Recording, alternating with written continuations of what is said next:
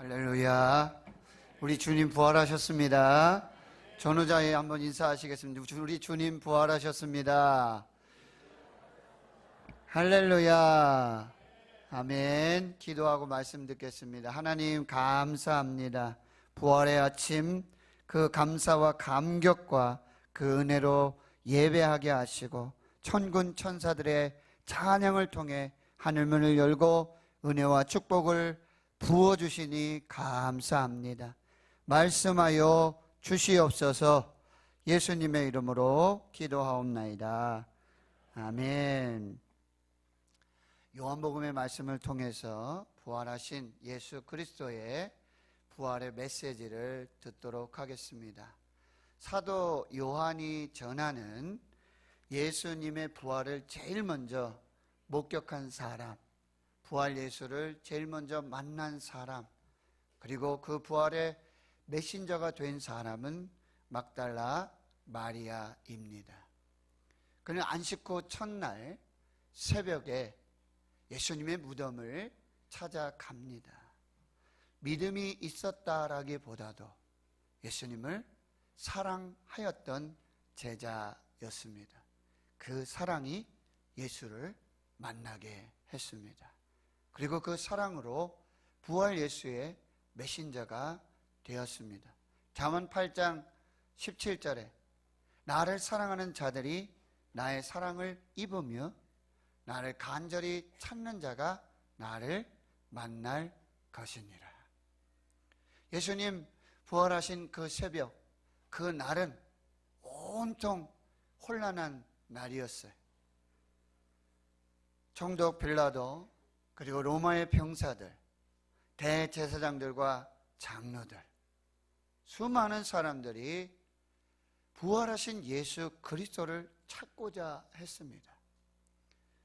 도대체 일어날 수 없는 일이었습니다.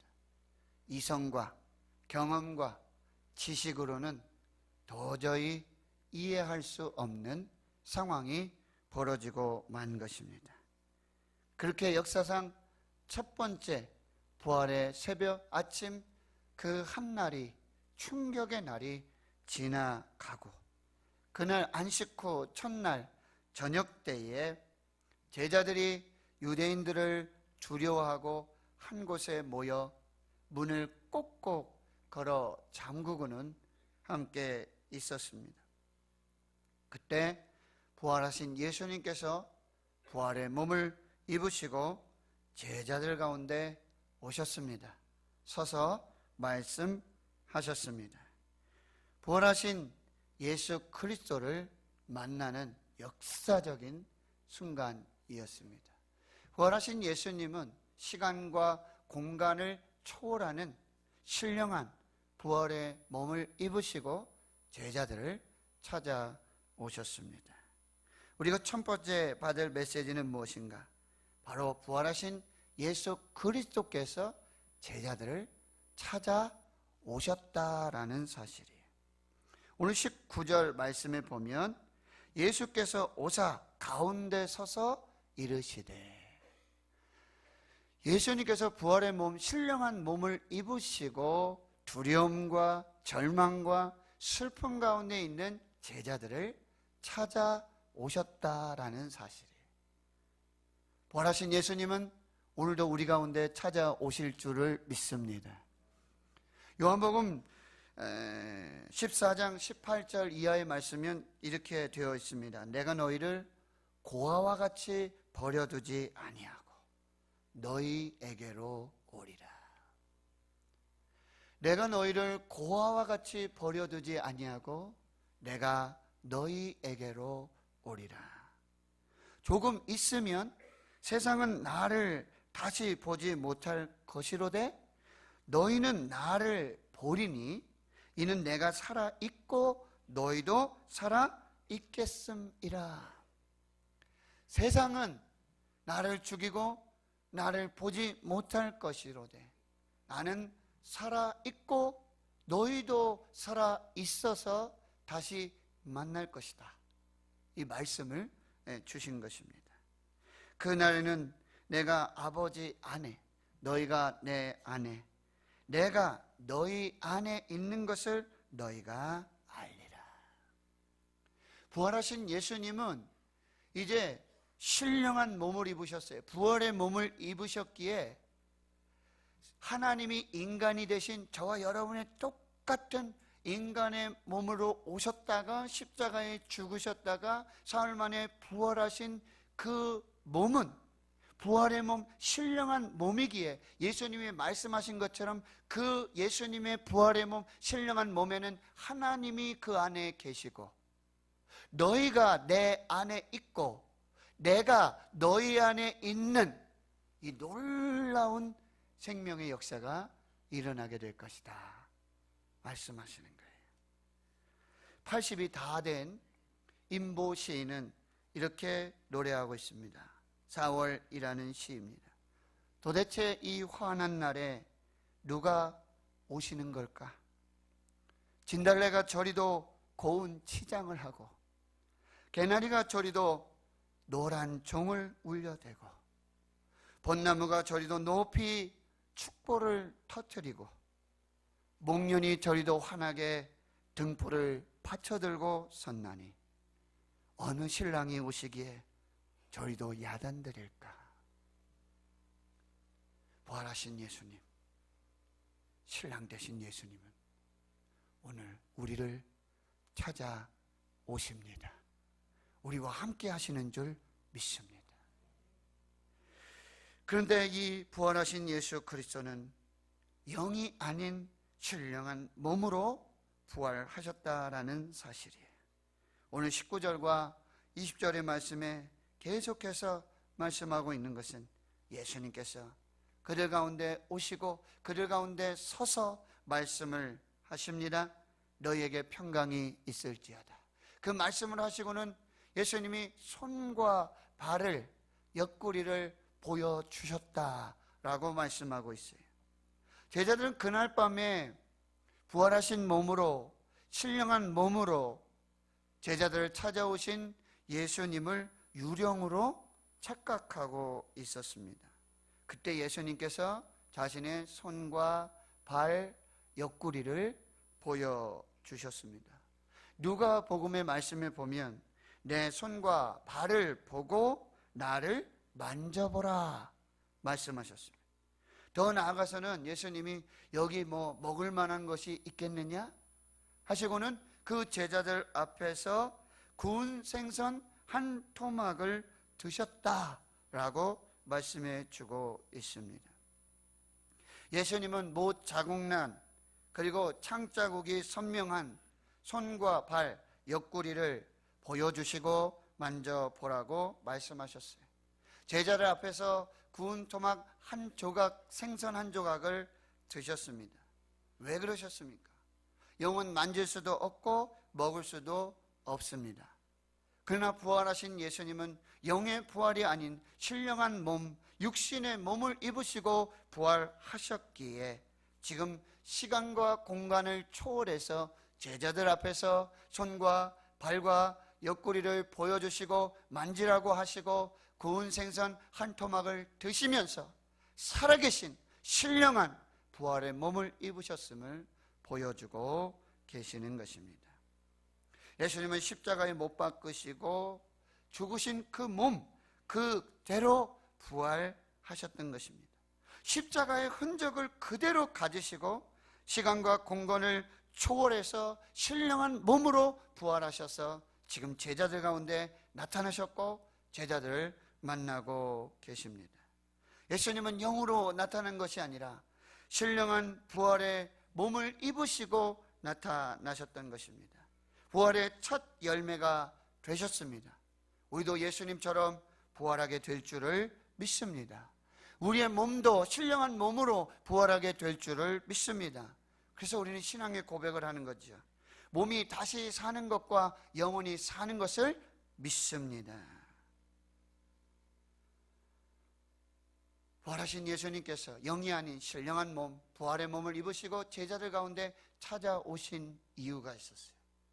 바로 부활의 메시지가 있었다라고 해요. 그냥 오신 것이 아니에요. 바로 부활의 메시지를 들고 오셨어요. 오늘 우리는 그 메시지를 듣기를 원합니다. 첫 번째로 이렇게 말씀하시는 것이죠. 너희에게 평강이 있을지어다. 너희에게 평강이 있을지어다. 부활하신 예수님, 신령한 몸 입으신 예수님께서는 두려움과 슬픔과 절망 가운데 있는 제자들 가운데 가장 먼저 너에게 평강이 있을지어다, 부활의 메시지를 선포하고 계시는 거예요. 부활하신 예수님께서 자신을 배신한 제자들을 만나서 너희들은 나를 배신한 배신자야 라고 꾸중하지 않으셨어요. 그리고 그 부활의 날 새벽에 빈 무덤을 보고 세마포와 수건을 보았지만, 그리고 막달라 마리아의 증언을 들었지만, 그래도 부활을 믿지 못하는 제자들에게 이 믿음 없는 것들 라고 책망하지 않으셨습니다. 너희에게 평강이 있을지어다. 부활하신 예수님의 첫 번째 관심은 제자들에게 평강이 있기를 원하셨던 것이에요. 왜 평강이 부활하신 예수님의 가장 큰 관심사였는가? 그것은 지금 제자들에게 가장 현실적으로 필요한 것은 평강이었습니다. 두려움이 있고 절망이 있고 슬픔이 있고 낙심이 있고 모든 소망이 끊어진 그들에게 가장 필요했던 것은 평강이었다라고 하니. 그리고 이 평강은 예수님께서 약속하신 약속이었고, 그리고 부활의 첫 열매였다라는 사실. 요한복음 14장 1절에 너희는 마음에 근심하지 말라. 하나님을 믿으니 또 나를 믿으라. 14장 27절에 평안을 너희에게 끼치노니 곧 나의 평안을 너희에게 주노라. 내가 너희에게 주는 것은 세상이 주는 것 같지 아니하리라. 너희는 마음에 근심하지도 말고 두려워하지도 말라. 요한복음 16장 33절에 이것을 너희에게 이르는 것은 너희로 내 안에서 평안을 누리게 하려 함이라. 세상에서는 너희가 환난을 당하나 담대하라. 내가 세상을 이기었노라. 부활하신 예수님께서 제자들에게 가장 먼저 전하신 부활 메시지, 그것은 너희에게 평강이 있을지어다. 사실 이것은 부활의 첫날 그 새벽에 막달라 마리아와 제자들에게 주셨던 말씀이었어요. 두려워하지 말라. 평안하냐? 두려워하지 말라 말씀해 주셨다는 거예요. 그리고 예수님은 마가의 다락방에서 제자들과 만찬을 하시고 다락방 설교를 하시며 누누이 반복해서 이 평안을 약속하셨습니다. 너에게 위기가 올 것이다. 너에게 절망이 올 것이다. 너희가 사망을 두려워하게 될 것이다. 너에게 아픔이 올 것이다. 너에게 슬픔이 올 것이다. 모든 소망이 끊어진 그날이 올 것이다. 그러나 너에게 평강이 있을 것이다. 나의 평안이 너희들 가운데 있을 것이다 라고 약속을 주셨던 것이죠. 그런데 예수님이 부활 이전에 약속하셨던 이 평강과 부활 이후에 약속으로 주시는 이 평강이 다르다라는 사실이에요. 부활 이전의 평강은 약속의 평강이고, 부활 이후의 평강은 그 평강을 몸소 성취하신 그 역사로 우리에게 보여주시는 것입니다. 사랑하는 성도 여러분, 오늘 부활하신 예수님께서 저와 여러분에게 평강 주시기를 축원합니다. 두려움이 떠나갈지어다. 소망이 다시 살아날지어다. 슬픔은 떠나갈지어다. 낙심은 떠나갈지어다. 예수 평강으로 평안할지어다. 두려움이 떠나가고 기쁨의 역사가 나타나게 될 줄 믿습니다. 작년 12월을 마무리하면서 저에게 계속적인 정기 검진의 시간들이 있었어요. 그러나 검진의 결과는 뚜렷한 어떤 재발이라든지 전이라든지 어떤 그런 부분들이 전혀 나오지 않았어요. 그럼에도 불구하고 선생님들은 의심하고, 선생님들은 뭔가 있을 것이다. 또 다른 검사를 해봐야 된다. CT를 하고 펫CT를 하고 MRI를 하고 조직 검사까지 계속해서 감사가 이루어졌어요. 두려웠어요. 저는 2018년 부활을 교회에서 여러분과 함께 하지 못할지는 않을까, 내가 다시 병원으로 가지는 않을까, 내가 다시 이 강단을 떠나지는 않을까라는 두려움이 많았어요. 외로웠어요. 낙심이 많이 되었습니다. 찬송가 370장, 주 안에 있는 나에게 딴 근심 있으랴. 십자가 밑에 나아가 내 짐을 풀었네. 그 두려움이 변하여 내 기도 되었고, 전날의 한숨 변하여 내 노래 되었네. 내 주는 자비하셔서 늘 함께 계시고 내 궁핍함을 아시고 늘 채워주시네. 내 주와 맺은 언약은 영불변하시니 그 나라 가기까지는 늘 보호하시네. 주님을 찬송하면서 할렐루야 할렐루야, 내 앞길 멀고 험해도 나 주님만 따라가리. 지난 사순절 마지막 고난주간에 특별 새벽기를 인도하며 수요일에 마지막 조직 검사의 결과를 듣게 되었어요. 그때 선생님이 아무 이상 없습니다. 할렐루야. 그 두려움이 변하여 내 기도 되었고 전날의 한숨 변하여 내 노래 되었네. 평안을 너에게 주노라. 내 평안을 너에게 주노라. 세상이 줄 수도 없고 세상이 알 수도 없는 그 평안을 내가 너희에게 주노라. 오늘 부활의 아침 예수님의 평강으로 충만하실 수 있기를 축원합니다. 사랑하는 성도 여러분, 이사야 41장 10절의 말씀은 저에게 약속의 말씀이었어요. 두려워하지 말라, 내가 너와 함께함이라. 놀라지 말라, 나는 내 하나님이 됨이라. 내가 너를 굳세게 하리라. 참으로 너를 도와주리라. 참으로 나의 의로운 오른손으로 너를 붙들리라. 두려워하지 말라, 내가 너와 함께함이라. 이 말씀은 저에게 약속의 말씀이었어요. 약속의 말씀이었어요. 그러나 사순절을 지내고 고난주간을 지나며 이 약속의 말씀은 내 삶 속에서 성취된 하나님의 말씀이 되었는 줄 믿습니다. 두려워하지 말라, 내가 너와 함께 함이라. 저와 여러분에게 평강은 이제 약속의 평강이 아니라 오늘 부활하신 주님을 만나고 부활하신 예수 그리스도를 믿을 때 여러분 삶 가운데 완전하게 성취된, 이루어진 하나님의 평강이 되실 수 있기를 축원합니다. 두 번째 메시지는 뭐였어요? 평화의 사도가 되라 말씀하고 계시는 것입니다. 여러분 21절의 말씀을 우리 함께 읽어보겠습니다. 시작. 예수께서 또 이르시되 너희에게 평강이 있을지어다. 아버지께서 나를 보내신 것 같이 나도 너희를 보내노라. 시공간을 초월하시고 부활의 신령한 몸을 입으시고 부활하신 예수님, 손과 옆구리 그 발을 십자가에 얹어 보여주셨어요. 내가 십자가를 졌다. 내가 십자가에 못 박혔다. 그러나 나는 부활했다. 나는 사망 권세를 이기고 다시 살았다. 십자가 없는 부활은 없다. 고난 없는 영광은 없다. 죽음 없는 거듭남도 없다. 우리에게 메시지를 주세요. 그리고 평강이 있을지어다. 그런데 예수님의 부활로 성취된 이 평강은 이제 사명으로 이루어지고 있다라는 사실이에요. 구원 이후에, 부활 이후에 예수님의 메시지는 파송이에요. 가라. 아버지께서 나를 보내신 것처럼 나도 너희를 보내노라. 부활 예수의 두 번째 메시지는 파송이었어요. 이제 성취된 나의 평안을 가지고 그 기쁨으로 이제 세상 속으로, 절망 속으로, 슬픔 속으로, 아픔 속으로 이제 가라. 평화의 사도가 되라 말씀해 주시는 거예요.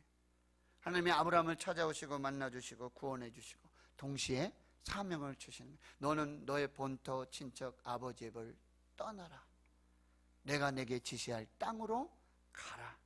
모세를 구원하신 하나님은 떨기나무 아래 가운데 모세에게 이렇게 말씀하고 있는 것이, 이스라엘을 구원하라. 애굽을 떠나라. 약속의 땅으로 가라. 여호수아에게도 이제 내게 약속한 그 땅으로 들어가라. 예언자들에게 내게 준 내 말씀을 들고 내 백성에게로 가라. 그리고 전하라. 말씀해 주시는 것이죠. 사도 바울이 다메섹 도상에서 예수 그리스도, 부활의 예수 그리스도를 만납니다. 예수님이 하신 말씀이 그거였어요. 가라. 이 사람은 내 이름을 이방인들과 임금들과 이스라엘 자손들에게 전하기 위하여 택한 나의 그릇이라. 예수님 말씀하셨어요. 부활하신 그 새벽에 막달라 마리아에게 말씀하셨어요. 뭐예요? 무덤을 떠나라. 무덤에 앉아있지 말고, 이 슬픔의 자리, 이 절망의 자리에 앉아있지 말고, 이 낙심의 자리에 앉아있지 말고 무덤을 떠나라. 갈릴리로 가라. 거기서 나를 만나라. 첫사랑을 회복해라. 그리고 부활의 사도가 되어라. 말씀해 주셨던 것입니다. 예수님이 부활하시고 승천하시며 하신 말씀, 하늘과 땅의 모든 권세를 내게 주셨으니 그러므로 너희는 가라. 너희는 가라. 세상 속으로 가라. 절망 속으로 가라. 슬픔 속으로 가라. 아픔 속으로 가라. 거기서 평화의 사도가 되라. 이것이 우리에게 주시는 두 번째 메시지예요. 무덤을 떠나서 이 하나님 주신 평강으로 평화의 사도가 되어 사명을 감당하시는 여러분 되실 수 있기를 축원합니다. 마지막 세 번째로는요, 성령을 받으라. 22절에 이 말씀을 하시고 그들을 향하여 숨을 내쉬며 이르시되 성령을 받으라. 평안을 말씀해 주셨던 것처럼 다락방강에서 예수님은 수없이 성령을 말씀해 주셨어요.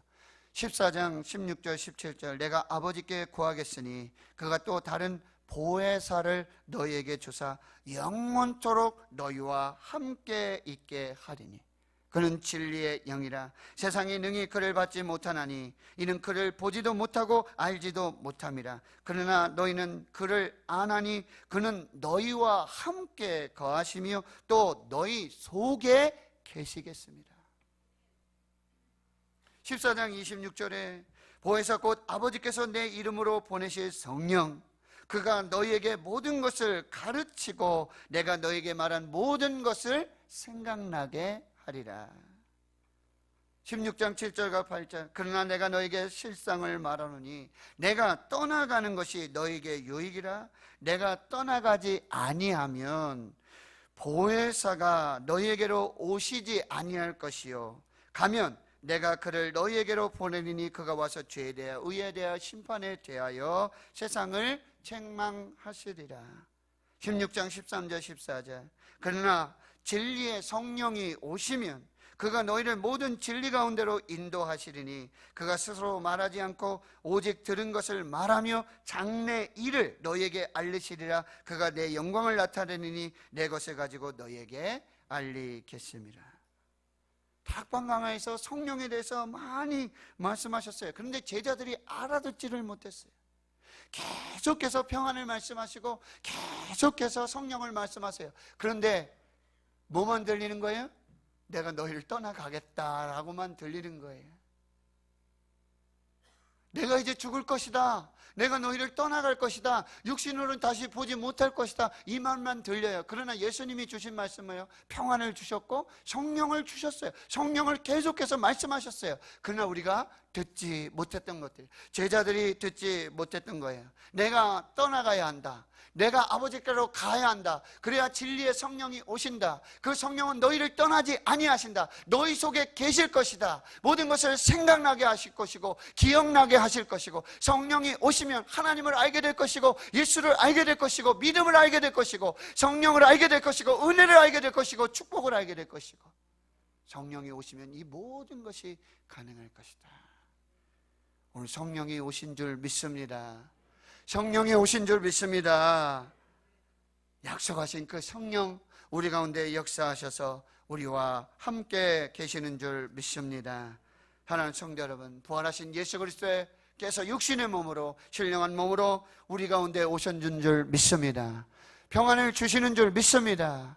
이제 평화의 사도가 되라고 말씀하고 계시는 줄 믿습니다. 이제 성령을 받으시길 축원합니다. 약속된 성령을 받으시길 축원합니다. 성령이 오셨습니다. 성령이 오시면 모든 것이 가능합니다. 성령이 오시면 모든 것을 하실 수 있습니다. 성령이 오시면 은혜가 시작되는 것입니다. 성령이 오시면 역사가 시작되는 것입니다. 성령이 오시면 하나님의 나라가 임하게 되는 줄 믿습니다. 오늘 우리는 과거의 예수를 만나는 게 아니에요. 2000년에 부활하셨던 그 과거의 부활 예수를 만나는 게 아니에요.